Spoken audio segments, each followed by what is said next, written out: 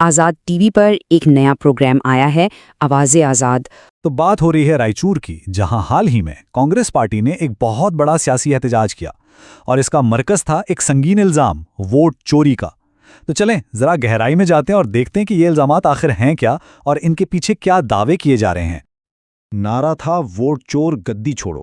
یہی وہ نعرہ تھا جو رائچور کے ڈاکٹر BR امبیڈکر سرکل پر گونج رہا تھا، اور سچ پوچھیں تو یہی ایک نعرہ پورے مظاہرے کی جان تھا۔ اسی نے انتخابی عمل پر بڑے سنگین سوالات کھڑے کر دیے۔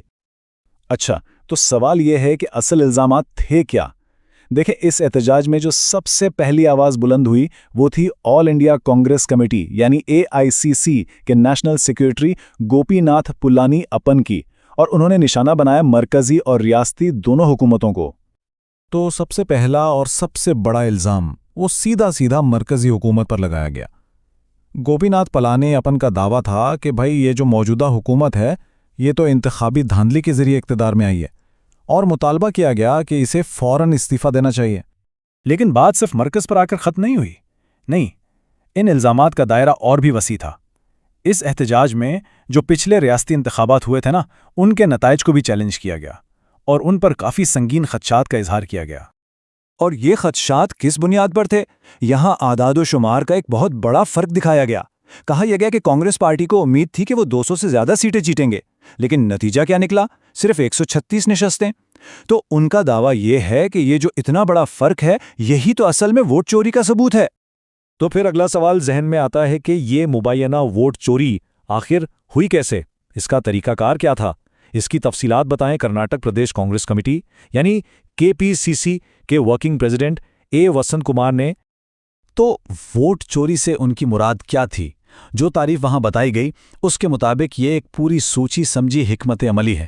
اس میں ہوتا یہ ہے کہ ووٹر لسٹوں میں غیر قانونی طور پر رد و بدل کیا جاتا ہے تاکہ انتخابی نتائج کو اپنے حق میں کیا جا سکے۔ اور یہ کام کیسے ہوتا ہے؟ الزامات کے مطابق اس پورے عمل کے 3 سٹیپس ہیں۔ پہلا سٹیپ، کانگریس کے جو حامی ووٹرز ہیں ان کی پہچان کی جاتی ہے۔